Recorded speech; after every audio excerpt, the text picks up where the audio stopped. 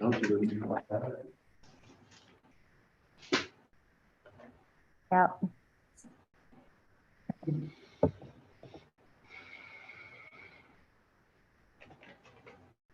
Everybody can hear me? Yeah. For whoever would like to do the Pledge of Allegiance, let's go ahead and do that now. Okay. Pledge allegiance Allegiance to to the flag of the United States of America States, and to the republic for which it stands, one nation, under God, indivisible, with liberty and justice for all. justice for all.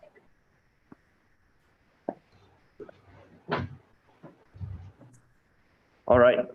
Good evening, everyone. It is June 13th, 7:03 p.m. and I call this meeting to order. Roll call, please. Trustee Davis. Here. Trustee Crank. Listen, man, she would not be here tonight. Trustee Harper. Here. Trustee Bierman. Here. Trustee George. He was online a moment ago. Yeah. He's gonna try and get back on. Mayor Pro Tem Barney. Told us in advance she would not be here. And Mayor Furman. Here. So even without Trustee George, we do have a quorum, but why don't we see if on the attendee list he's popped back in? Not yet. Okay. All right, before we get into any major substance, hopefully he's back. This evening, do we have any staff or board revisions to the agenda? Yes, I do. I would like to request to add a stage 2 fire ban emergency ordinance to be considered in new business after 4B. It would be new business 4C. That sound good to everybody? Great. New business 4C.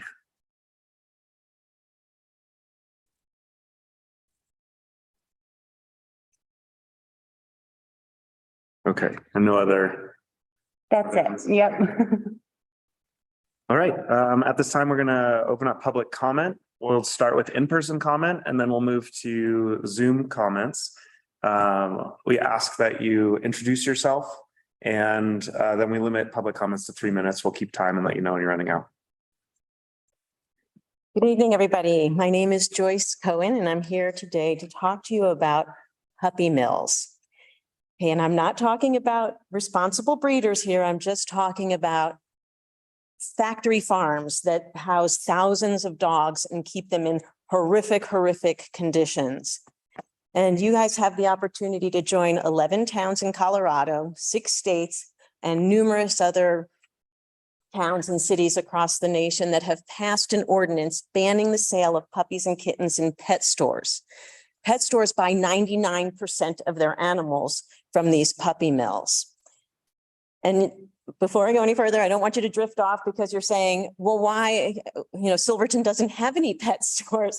Why should we care? Well, the time to pass this ordinance is actually before a pet store wants to come to town and open up and sell live animals. This is a preemptive ordinance and it usually only happens before a pet store opens up.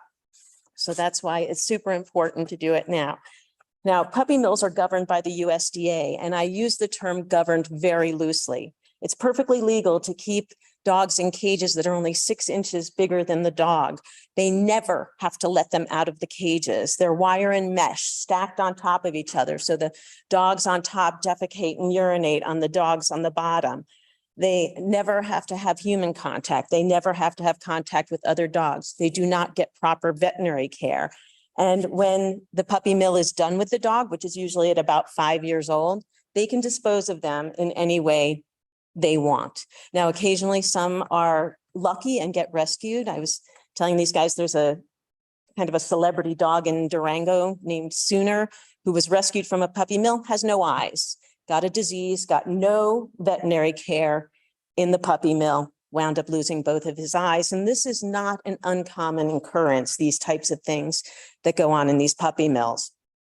Now, buying dog or selling dogs retail and cats is a dying model. 24 out of the 25 major pet stores do not sell live animals. Petco, PetSmart, they hold adoption events instead. you know, people can still get their purebred dogs or their designer dogs, but they would just have to go to responsible breeders rather than to pet stores, which obviously helps breeders. And you don't have the problem of getting sick puppies, which is also a common occurrence now because of their parents are treated so poorly in the puppy mills. If you guys pass this ordinance, it not only, of course, helps to shut down puppy mills here, but it sends a message to the state, most importantly, that Silverton does not want to see Colorado treat its companion animals inhumanely. And ultimately, that's the goal, is to get the state of Colorado to pass this legislation. So I know my time's about up. So I just want to tell you that I do work alone, but the Humane Society and another organization called Harley's Dream, they support my efforts. So you will probably be getting information from them. I tell them where I'm going and they send packets. So you might get inundated with some things. So, and, you know, obviously for you to read over at your leisure. Do you guys have any questions for me? So we don't usually do Q&A during public comment, but thank you very much for presenting. And then we can talk about that as a board and then have Gloria follow up if the board gives that direction. Great. And if it's okay if I email you guys and Oh, for sure. Okay, wonderful. Thank you so much for your time. Thank you.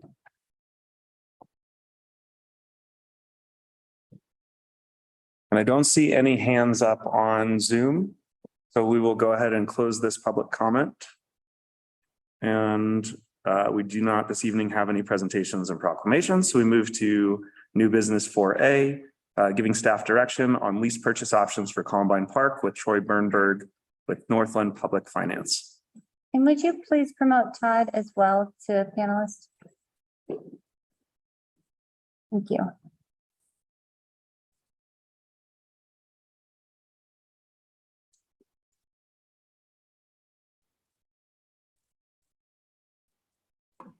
So before we begin, Troy, thank you for meeting us, and it's nice to see your face in person. Before we start on the financing, Todd has a quick update on Columbine Park, and then we can jump right in. Hey, good evening, everyone. Yeah, Gloria set me up great. We're just going to do a little update here. I think it's something pertaining to this project because of the kind of the scope and scale and expense. We really want to get in the habit of just providing pretty regular updates to the board on progress. We did meet last Wednesday, so not a whole lot is new, but we were able to place the new restroom trailer, get it hooked up to electrical, sewer and water with the help of Public Works, and place some barricades over there to get it open. So that facility is now open to the public as of Saturday. So far, things are going really well. We're really pleased with the unit, and we hope people will go over and start using it, and we can ease some of the burden on the restaurants and businesses. We're also able to take some of the pavers from the ice rink and start reusing them over there to make some a little better ADA access. So we're gonna, like I said, we really just got it open on Saturday. We're going to kind of continue cleaning up the area after demolition. And I was also able to get with most members of the Planning Commission at this point, and some folks in town who have some good historic knowledge of our buildings in the area. And we were able to get a lot of great input, and we have some renderings we just received late today. We're going to be sending around to the Planning Commission for a little more input, and we're hoping by the next meeting to have something to bring to this board as kind of an update of that collaboration with the Planning Commission and with some of those folks, as was part of the motion that we passed last Tuesday. And that is about it, other than we anticipate at this point excavation and the foundation could start as soon as Monday. The last update I received was Monday was the target, but it may be later in the week. But we really think we're going to start making some pretty significant progress here soon. So with that, if there's any questions, I'd be happy to answer them. If not, I'll hand it back over to Gloria for financial consideration as far as the loan goes. I just had one quick question, which is, do we have any bathroom signage to let people know that the trailer is a bathroom? That's the exact question, I think. Yeah. Yeah, so that was one of the things we were addressing today. The focus has really been on hooking up those utilities and electrical and all of that. So now we can kind of turn our heads towards that. We're going to order some signage for the barricades themselves to mount on there. And then Chris Higgins was going to CNC us some signs, laser cut us some signs to make everything nice and clear. So that's pretty much next on the list. Awesome. Thank you. Yeah. But they are open and we'll try and get something out there as soon as possible. Good work. Thank you, Todd, for the update. Thank you, Todd. And so I have Troy here today. He's, I've been working with him. He's our public finance representative with Northland Public Finance. He's helping the town secure a lease purchase agreement with several financial institutions, which I hope that we can choose from tonight. I've invited him here to discuss our options on financing. The goal for this discussion is to get clear staff direction on which institution the town would like to finance with, and for the board and community to understand lease purchasing as a municipal government. So Troy, the trustees and public have the memo that you prepared in the agenda packet. And would you mind giving kind of the high level overview on lease purchase process and then walk them through the proposals laid out in their memo? Sure. So it's nice to be with everyone tonight. Yeah, so let's talk about lease purchase financing in Colorado. A real quick background.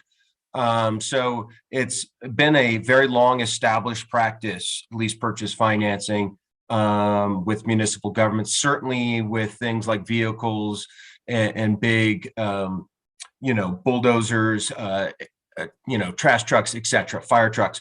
So that has long been around. And in the mid to late 90s, after Tabor had passed, and we're now restricted to those laws, lease purchase financing for larger capital projects really became very prominent and well used. That's because lease purchases, as they're designed, don't require voter approval under Tabor. That's because they're not considered a multi-fiscal year obligation. So, for example, we're looking at a 10-year lease. Legally speaking, we don't look at it as a 10-year term. We actually look at it as 10 one-year terms. So, by the town making a decision to appropriate money to make the lease payment, that gives you the ability to issue this lease purchase agreement without being subject to Tabor. So that's why we do things for infrastructure projects, because quite frankly, even though I think, there may be a lot of support for something like this being a community asset as it is, most of the time, these kind of boring type of infrastructure projects aren't very successful at the polls. And so lease purchase financing has become very well established in Colorado. And so in this circumstance, we're actually finding a lender or investor for the lease purchase. There's a way you can sell these in the public market, like a general obligation school bond or something like that. But given the size of this financing, I think it's very appropriate to find just a single investor or lender. And so it was my task to find a bank partner. We got 3 bids. A fourth decided not to submit a bid because their particular institution was kind of going away from municipal lending. So it wasn't anything specific to the town of Silverton. And that's why we didn't get 4 particular responses. I would say that I've done lease purchases with banks like this throughout my 20-year career. I would say in the current environment, there aren't as many banks active lending as there usually are. And that's primarily because of the rising interest rate environment that we're experiencing right now. And so I initially sent out an indication of interest to some banks. From that indication of interest, I then issued a request for bid. and gave the recipients just a brief, very high level overview of the project, the lease term, which is 10 years. And, ideally, what I always look for my clients is one, the lowest interest rate possible, and two, the most flexible financing available. So what does that mean? That means that there aren't onerous covenants or anything like that. But more importantly, there is an opportunity to prepay or refinance the debt, or the lease. Because I like the opportunity, particularly when we're seeing elevated interest rates as we are right now. It's important to have the flexibility and optionality to refinance at some time. So thankfully, most of the respondents were open to that concept. It's a very common concept in Colorado public finance. It's not like our mortgage that we could prepay at any time. Oftentimes municipal lending, whether it be a lease or a bond, you're going to have some period where you cannot refinance or prepay, and that's very common. My objective is to get that kind of blackout period, so to speak, as short as possible.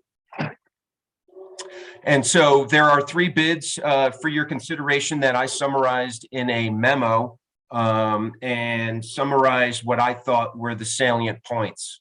And really, again, those are the interest rate and the flexibility to prepay or refinance.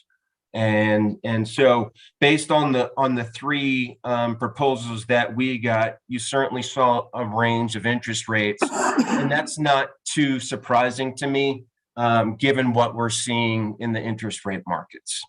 And so with that said, and principally because of what I've seen in interest rates, usually the first go-to is always the lowest interest rate, but I would say that the interest rate, the 3.75 that's presented, I think is particularly attractive in this environment right now, because we are seeing quite a bit of upward pressure on interest rates. And so with that, I'm happy to answer any questions or go into any more detail. And I'm here to answer every one of your questions. Great, thank you very much. So looking at this, at the 4 options, Right. and then your direction suggesting that fixed interest rates best, that puts us really looking at 3 options. The 5.75 interest rate with Citizen State Bank just seems like a non-starter. So we're down to Bank of the San Juans and First Southwest option 2. Yes. I was curious, in the memo, you mentioned that Bank of the San Juans had a 5-year lockup for no prepayment, but there wasn't, I missed maybe, is there a prepayment period, like a lockup period for First Southwest as well, or? Yeah, hold on. Forgive me for pointing my head to another screen here. They also had a 5-year call, Mayor. Okay, and then are either of them asking for specific collateral? No, that's a very good question. So, and if I may just jump in and give some background on this. So just like a vehicle lease, lease purchase financing for larger capital projects in Colorado, similar concept, has collateral connected to it. Okay, so for example, the most common one I do with towns and cities is a town hall. For example, I did the City of Alamosa new town hall about 10 years ago. They put that town hall up for collateral for that particular lease purchase. You can also choose to use other collateral that you may have as a municipality, and that would be substitute collateral. And again, hopefully the concept of essential nature made sense in my memo. That's particularly important to lenders and investors. How essential is that asset to you in your daily operations? I would say that the Columbine Park is incredibly important to your community, and that's the argument I'm making with the selected bank. But I wanted to, in all candor, prepare the town to consider another asset to collateralize the lease purchase. But neither of the banks are actually asking for that right now. No, Okay. only, excuse me, only the First Southwest Bank, because I spoke to them on the phone. They made a preference for a leasehold interest in Town Hall, but that was the only bid, Mayor, that was received that made that specific request. Okay, so one of them did ask for collateral. Yes, one of the bids did. Maybe I misunderstood your earlier question. My Okay. apologies. And so just to restate the lease purchase, essentially, they're going to give us this money. They're going to own the improvements on Columbine Park and we will be leasing from the bank the improved building space. And then when we pay off the lease, the ownership transfers to the town. Correct. And then in addition to that, First Southwest is asking for a mortgage on Town Hall. No. So not in addition to, Mayor, it would be either or. And you mentioned in your first part of your example that you were laying out that the town would convey ownership of the Columbine Park improvements. You don't necessarily have to convey an ownership interest. You could also convey a leasehold interest, but in all practical terms, you can't really lease that facility. I just wanted to make sure everyone knew that you can provide a leasehold interest. But for that facility, I would say, yes, you would have to convey ownership because otherwise there isn't really a lot of value to the collateral. And so a leasehold interest is what might be considered in the town hall. That means that the ownership stays with the town. And I really don't ever recommend otherwise to my clients. If a leasehold interest is acceptable, then that's the one we should convey. I have a couple more, but let's jump to Tyler. Yeah, my question was along those same lines.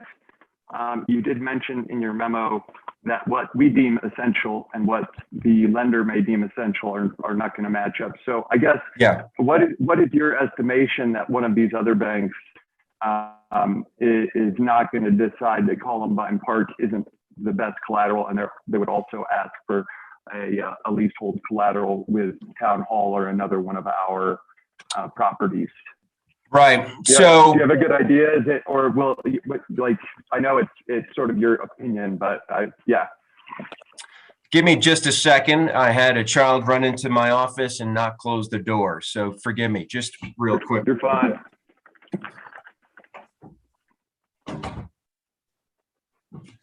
I thought I was done with those interruptions with COVID, but like COVID persisting, so do those problems. My apologies. Typically, yes, I can tell. So the more the bank does this particular type of lending, the more likely they're going to scrutinize the collateral. Okay. So Bank of San Juan's, and overall in Colorado, it's called a private placement market. So that's where it's basically a municipal lending market, but it's just done in, single one-on-one transactions. And the private placement market is very robust and widespread in Colorado, which is a good thing for the municipalities. That means you have a lot of choices. However, not everyone participates quite at the same level or pace than others. And so you have some banks that are much larger and more regional in size and scope, and they're going to scrutinize the collateral significantly. They're also going to be much more sophisticated with their pricing, and they're going to be, they're going to be maybe more transactional and not quite that partner. I always try to find that balance where you're finding a good banking partner as well as a public finance lender. And so I would be very surprised if Bank of San Juan's, if that's the selected bank, I would be very surprised if they didn't bring up the collateral and a leasehold interest. With that said, I'm still, proceeding with, the concept that we could still convey the Columbine Park improvements, because I think at the end of the day, that's most ideal for you. So that's my mission. Thank you very much. Of course. Mind if I jump back in? Please do. Cool. This maybe is more of a question for Gloria, but how did we calculate the 785,000 face amount of the loan? Sure. So that was calculated by taking out the 130,000 that we had already committed for that project Okay. And so based off that original bid. does that number include the attorney and or origination fees? It does not. Okay. It does not. And Troy, we talked about, we would need a bond attorney as well. Yes. So it would be between, what was our final number on? Sure. The bond The attorney? bond attorney is proposing the lowest bid I got was $20,000. I know that sounds like a lot of money, and it is. But bond attorneys in Colorado, so a lot of their fee doesn't go into necessarily drafting the documents, because these documents have been drafted 100 times before. What a big portion of their fee is, they're issuing a legal opinion that states that the lease purchase financing is tax exempt. And you want that legal opinion because that allows you to borrow at lower tax exempt interest rates. And without that opinion, we can't issue a tax exempt lease or bond, or whatever it might be. So that's where, they're taking liability as a legal firm for those opinions. And so that's where you're seeing that fee. I will say, for whatever reason, I don't know if I hope this makes you feel better, but the legal fees, so Northland operates in 5 other states.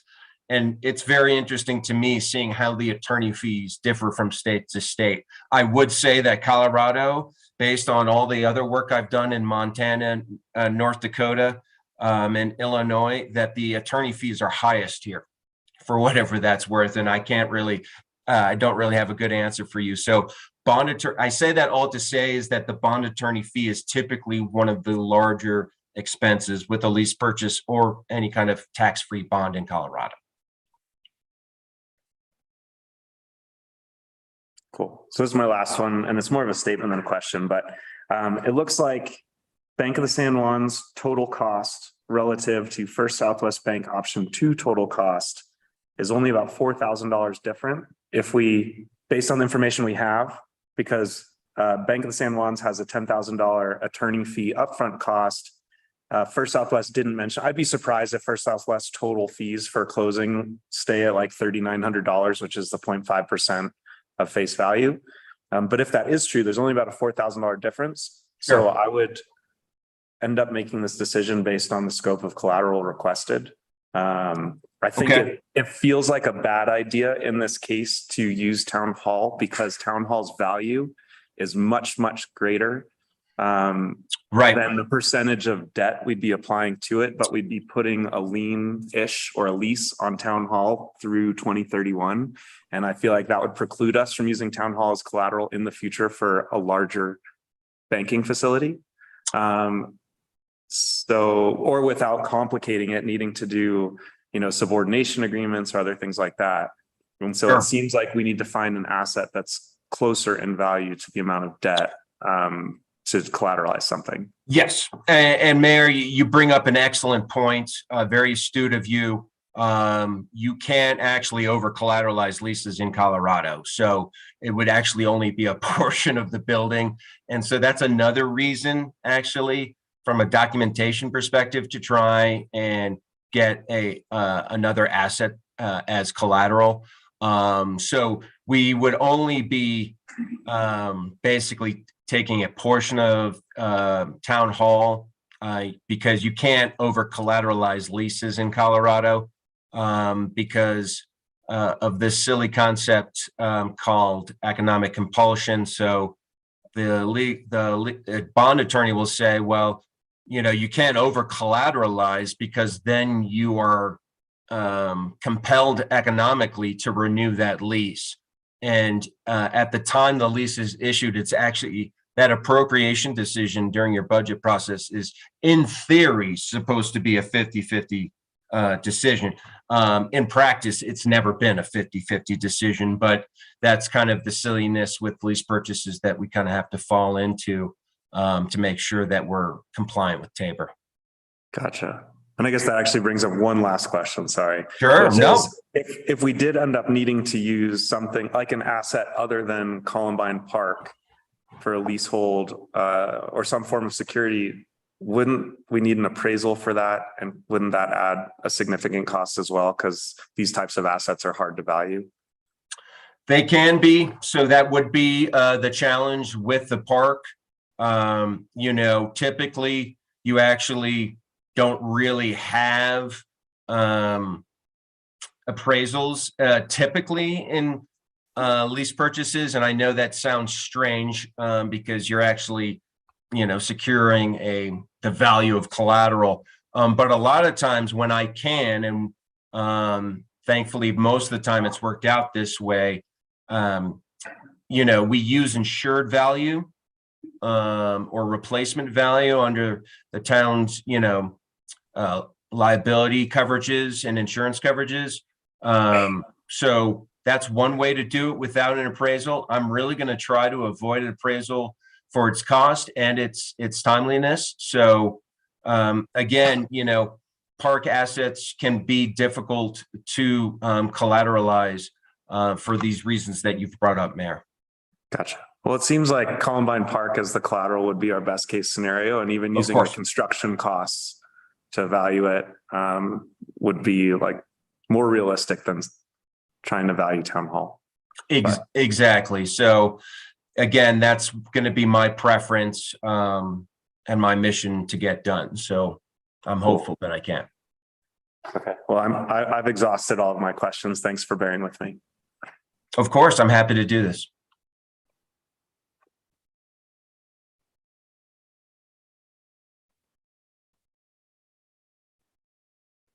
I think Jim raised his hand. I saw a thumbs up. Jim, did you have a question or comment? No. So tonight you're looking for direction? Yes, direction on which financial institution to partner with on this lease purchase. I'm only speaking for me, but it seems premature. It seems like we need to further the discussion with First Southwest and Bank of the San Juans, find out if there are any actual like financial covenants they're going to impose, whether or not First Southwest has other fees besides the origination fee, and exactly what collateral they're going to agree to. And then once we find that out, we can decide which of the two banks is better. But I think financially, in terms of like interest rate and origination fees, we see like they're pretty similar, you know, $14,000 or $10,000 or $4,000 over 30 years or however long it is, 10 years. Sorry. Seems fairly same. So if Bank of the San Juans comes back with using the project as collateral, would I have direction to proceed with the Bank of the San Juans is I guess what I'm asking. That sounds great to me. I'm not sure what the rest of the feels. Yeah, I would say that would be a yes for me. Also, we currently now are banking with Bank of the San Juans, is that correct? Yes, we are. It makes sense. Yeah, we keep it all in the same institution. And yeah. One note I will add about the First Southwest 375. You know, the reason why I'm not really looking at those two more comparatively and with greater scrutiny is because a 10-year fixed rate is always going to prevail, in my opinion, over a 5-year fixed rate. It's the same rate, but First Southwest would then adjust you to a variable interest rate for the last 5 years. And I will tell you, if you guys want to do variable rate, then I'm not your banker because I don't think I've ever recommended a variable rate on a financing of any kind. Now I've been involved with transactions like, you know, with gigantic issuers like Denver International Airport, and, you know, they can assume that type of risk, but In my 20 years serving the West Slope in small rural Colorado, I've never recommended a variable rate.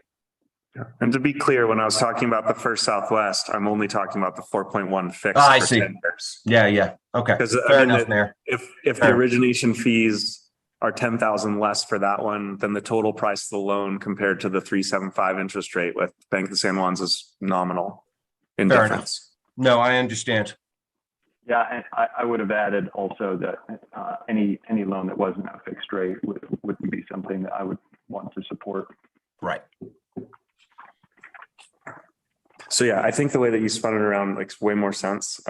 So if the board's comfortable, the direction would be to pursue the Bank of the San Juan's loan, assuming or lease purchase, assuming we can get the project as the collateral and not town hall. And then if they come back and say they need town hall, I think we need to have another meeting. Okay, Does that sound good to the whole board? great. That sounds like clear direction. Thank you. Cool. Thank you. Thank you. Thank you, Troy. We'll be in touch All right. Look forward to it. You all have a great meeting and a great night. as Thank you very well. much. Thank you, Troy. Thank you. Take care. All right. Anything else on that before we move on? No. Okay. 4B, consideration to approve the Silverton Family Learning Center special event application. All right, so since our event coordinator has been out sick these last couple of weeks, town staff has been filling in where we can, and I just have to, again, say thank you to Matt and Melina. They've really been stepping up on this one.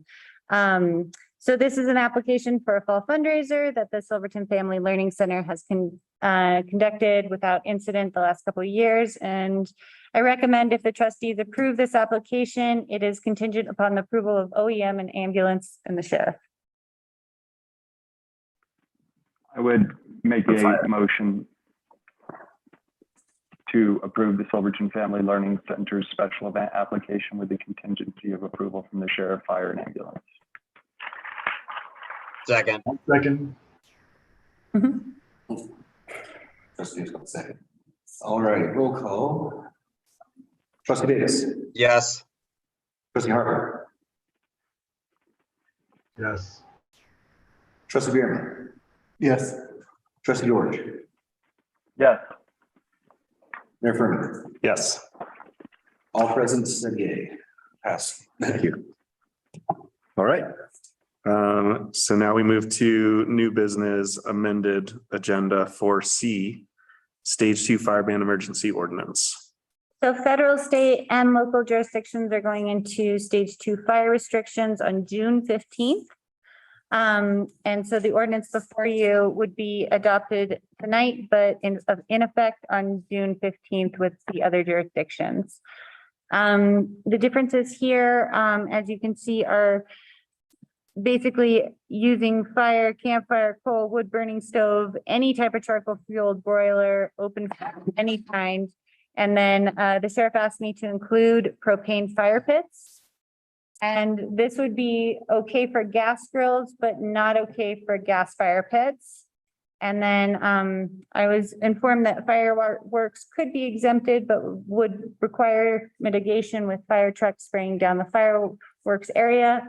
And I did write a memo on kind of other communities that are anticipating fireworks. This is just kind of what local managers do, is do these little polls with each other. And Uray today said they're still undecided if they will be having fireworks. So adding to that memo.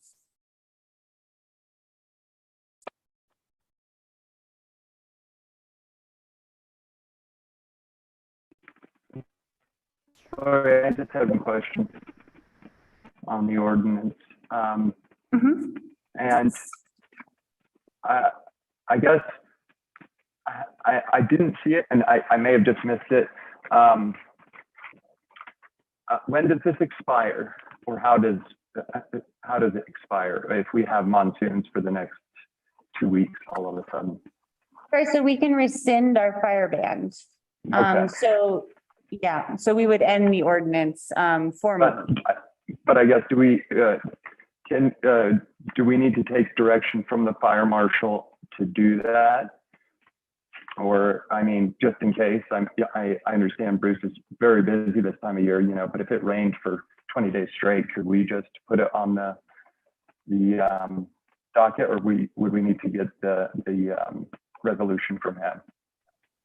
Well, I would just recommend that we touch base with the fire marshal and ask him if he is okay with us rescinding it, and then we could write a resolution to do that. Perfect. Yeah, I'm really trying to be optimistic and hope for a bunch of rain here in the next few weeks, so. Me too. Crossing our fingers. That's smoke. Okay, I would like to make a motion to approve ordinance 2022-07, an emergency ordinance establishing a stage 2 municipal fire ban. Before we hear a second, Jim has his hand up. Thank you. Oh, sorry, Jim. No, that's all right, sir. I reached out to the fire department today because this was coming down the pike. I read it in the packet, and I'm reading it. I understand it, but trying to side with caution that we are in town. This isn't a county. This is in town. We have infrastructure. We have fire hydrants. We have fire trucks. I don't want to overreach with something like this. And I really wish Bruce was here to kind of discuss further, because I think that as much as these are good intentions, I still am not completely convinced, knowing that we're within town. We're within town limits, and we have the infrastructure in place to combat any sort of incident that may occur. And like I said, I understand this if this is in the county. I understand, you know, in the backcountry, but I just am not fully on board when this is in town. Is there any additional information that we can provide to the board and to the public? I do not have any additional information. I'm sorry, I don't.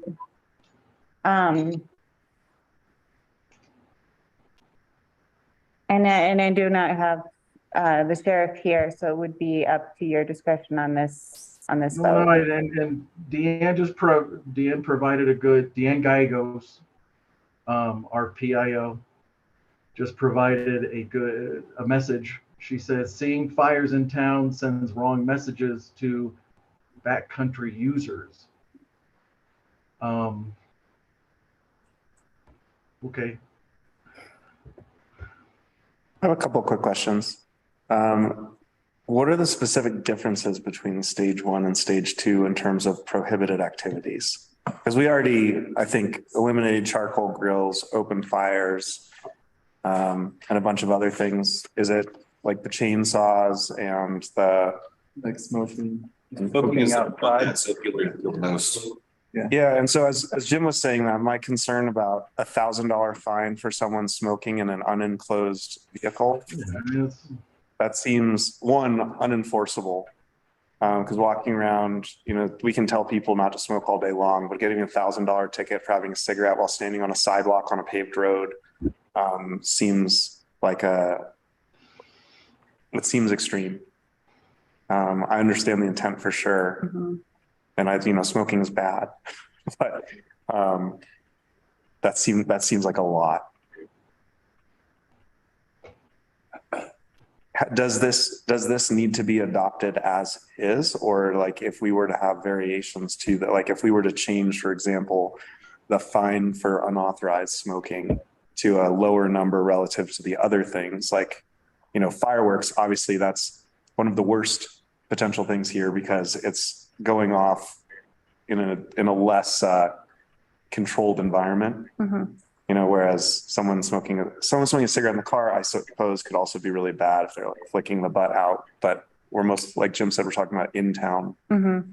So it's just trying to balance. That would be a question I would ask Clayton, if we can amend the ordinance as it's written, and then adopt it. I was thinking about like where people smoke, like in your car with your windows closed, we have very few buildings that allow smoking. So in your home, maybe, which means anyone who is a smoker isn't really going to be able to smoke. And if you walk to work, that means you're not smoking from the morning until the end of the day, unless you're leaving work more often, which just isn't feasible. So I feel like we're just setting up people to feel the need to break this ordinance and then risk $1,000 per occurrence fine. Yeah. Clayton, do you have a good answer for that one? Or whether you can make substantive changes to it? Yes. I think you can because of the emergency nature of it. It was noticed, I think appropriately, but emergency ordinances take effect immediately. I think as long as you have the same intent with the changes, obviously for the health, safety, welfare of the community regarding fires, I think you're fine to make some changes, but you can't. It can't. I think I'd have to see what exactly those were. So far, the discussion, nothing has been anything that I would say you can't change or redact. You can always do less strict.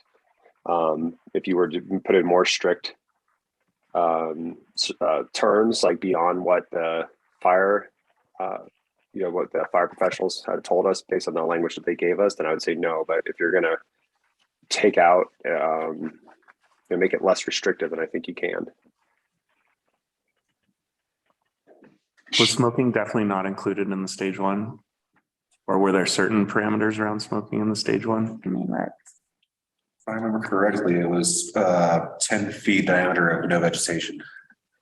I feel like I hear Jim's point from a larger sense, but I think from like, if we do want to step up and do this more or less as is, but keeping smoking as it was in stage one, because that really impacts a day-to-day for normal people. Like we can all live without doing a campfire or having a charcoal barbecue, but I feel like people's day-to-day routines would be interrupted pretty badly. So for stage one, it said smoking except within an enclosed vehicle, trailer, or building in developed recreation site or while stopped in an area at least 3 feet in diameter that is barren or clear of all flammable vegetation.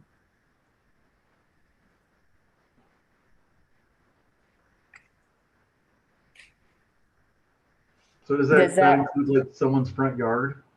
I'm just trying to. It sounds like. Yeah, if your front yard is an area at least 3 feet in diameter that is barren or clear of all flammable vegetation, then yes. That would also open it up to where you can smoke in the public right of way next to your car.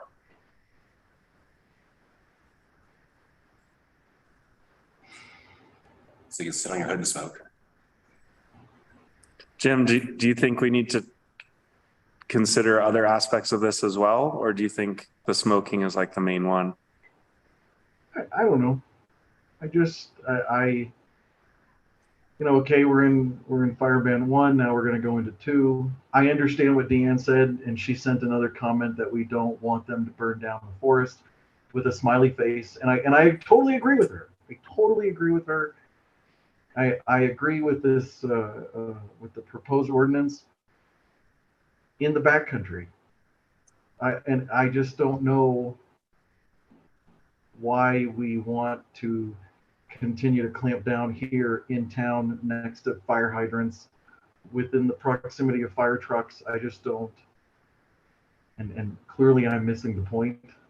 And I think Deanne's message is perfect right there. We can pass this as is. I might ask the board to consider keeping the stage 1 fire ban level for smoking, but everything else as is. That'd be my request. That's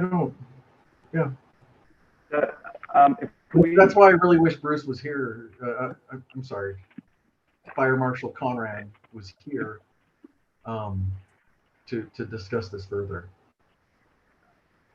I'm wondering if on the stage 2 fire ban, there's 3 provisions. Could we just strike number 3 because that's where the $1,000 fine is? And also all of those, the unauthorized smoking would be covered. But then the rest of the three are already covered by a stage one, if I'm not mistaken. So,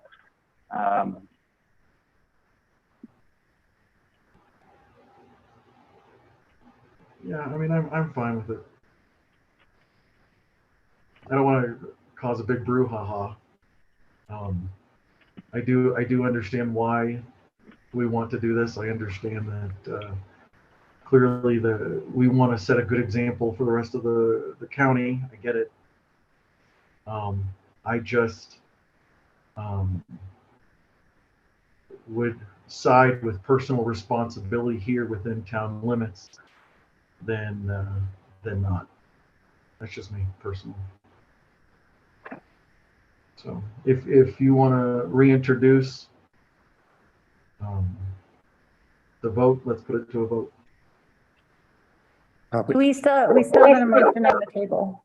Well, yeah, we still have Tyler's motion on the table unless he wants to rescind or amend it. And also Tyler, to your note on 3, I just pulled up the stage 1 fire ban. Section 3 in that is word for word the same. So it's just saying it's up to $1,000 fine for violations of this ordinance with respect to these 4 things. And it's the exact same 4 things. It's the body of the ordinance that's actually increasing the restrictions. So unauthorized smoking in stage 1 is what Matt read before or Gloria read, and unauthorized smoking in this one is anything that's not in an enclosed building or vehicle. so I guess we could just amend the smoking portion of the entire thing, because I feel like the rest of it read the same. And by adopting stage 2, stage 1 is still in effect, right? For those. Oh, that's interesting.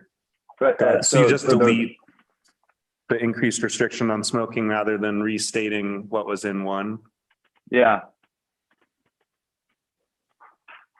Clayton, what do you think about that? I think that's fine. Okay. Well, Tyler, do you want to amend your? I will be happy to amend it to, so I guess I would amend it. I would like to make a motion to approve ordinance 2022-07, an emergency ordinance and establishing a stage 2 municipal ban without the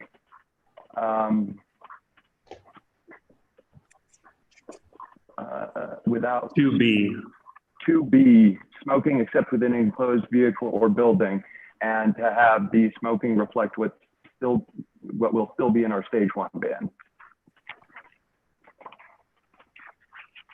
I'll second that. Thank you. Trustee Davis. Yes. Parker. Yes. Trustee Bierman. Yes. Trustee George. Yes. Mayor Furman. Yes. Unanimously, yes. Thank you. All right. Now we move along to approval of the consent agenda. And in this consent agenda, there is our plan for the 4th of July as well. So this is kind of like we would do for snowscapes. We're doing the same thing and putting out this notice for what we plan on for the 4th of July. And one update on that, Mr. Terry Morris updated me that the run that's being planned for the 4th of July is going to be a 10K as well as a 5K. Awesome. And I will set up the online registration form as well.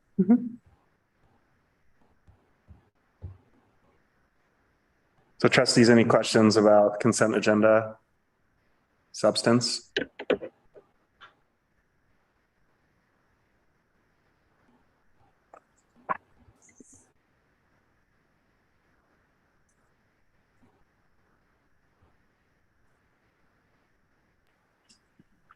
Would anyone care to make a motion? I will make a motion to approve the consent agenda. I'll second that motion. Thank you. Trustee Davis. Yes. Trustee Harper. Yes. Trustee Greer. Yes. Trustee George. Yes. Mayor Furman. Yes.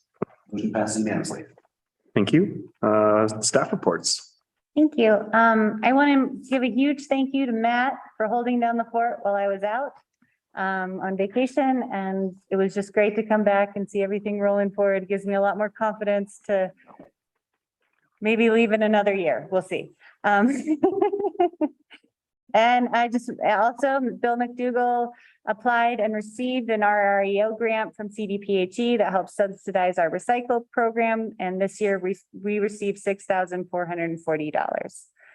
I would also like to welcome Lucy to our staff as the Community Development Coordinator. Lucy is a recent graduate of the University of Vermont in Community and Planning Design, and she'll be acting as the liaison between our new consultants in the town. Wanted to remind you all that town hall will be closed next Monday, June 20th, in observation of Juneteenth, our federal holiday. And we do have a finance meeting on that day scheduled, so I will be reaching out to the finance committee to reschedule that. I would also ask or request that we cancel our standing work session scheduled on July 4th. I'm working with the State Historic Preservation Office to give you all a presentation on becoming certified local governments and talking about historic preservation in towns. And that is looking like it's going to come together in August. So we did have a canceled work session, but this one's probably going to be better and much more robust.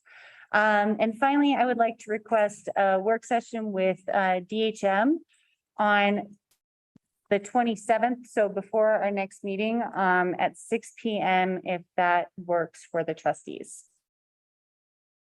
And this is would be a discussion on our Kendall planning with our consultants, DHM, 6 p.m. before our regularly scheduled meeting. Does that work for everyone? Thumbs up? Great, excellent. That's all I have on staff reports. Awesome. Unless you have any questions on the staff reports, I can answer. I did have one question. I believe it's for Matt. Something about the Mullis tax filings where you saved us a whole money. Yes, so long story with that, to try and simplify it. There were some filings missed, and so the state assumed to tax Mullis Park the same in the fall and winter quarter as it got in the spring and summer quarters. And so by going back and amending old returns, I was able to basically half the tax liability for 2021. Going back 11 years. Oh, wow. Nice. Going back 11 years, not just last year, but it was mostly through last year, but there was a few things that I had to pop in the other years too. Nice. And I'm doing that with Kendall next. This is something we're tackling. Kendall, yep. Nice. And you came across this just from going through this year's tax prep? Well, last year when I was doing the budget, we were trying to figure out the numbers of the budget and they weren't adding up. So I passed this off to Matt as a task to complete. This has been a bit of a accounting challenge Since November, yeah. Nice. And what's more exciting, this or the new copier? Ooh. The new copier. Yeah. Although that tax revenue could get us multiple copiers. Copier's still sweet. We're excited about it. Nice. I already broke it once, but it's fixed. Just Anything else on staff reports from the board? Okay. Committee reports. Looks like the only thing we're aware of is a planning commission special meeting that I believe all the trustees watched. But maybe a summary for YouTube would be helpful.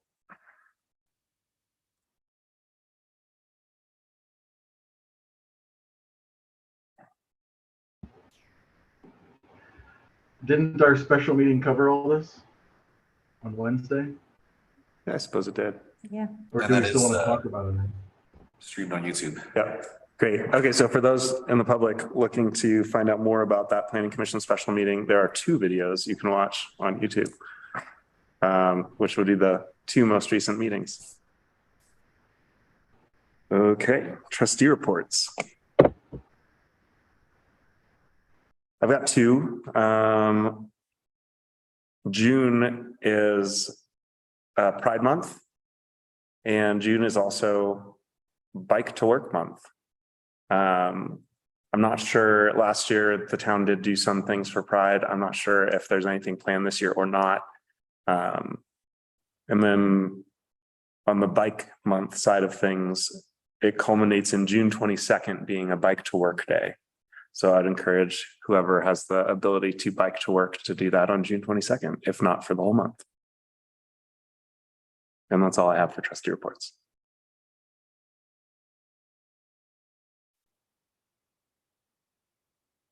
Okay, so then we move to 9A, continued business planning department update memo. And I just wanted to kind of update you all on where we're at with our planning department. And how we'll be using our part-time staff member and the consultants in the planning and review moving forward. So Lucy will be acting as the planning coordinator for the town to interface with the consultants in the town. And we are still in the onboarding process with CPS. And you might get to meet them on the 27th. So TJ might come down and introduce himself and kind of just get into the role here. And I'm also working on in addition to this memo, I'm working on a job description and funding for a housing coordinator, and we'll be presenting this information to you probably at the next meeting as well.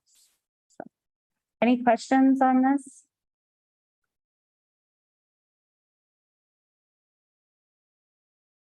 Okay. Okay. That was our last substantive item on tonight's meeting. So we're going to set a record here tonight. So we move to our closing public comment for our 4 attendees on Zoom. Would anyone like to tell us how great it is to have a 1-hour meeting? This is what happens when I go on vacation. I see no hands. So we will close public comment. The time is now 8:05 p.m. and I adjourn this meeting. We'll see you all at one of our upcoming meetings. Good night, everybody. Good night. Good night. Great work, man.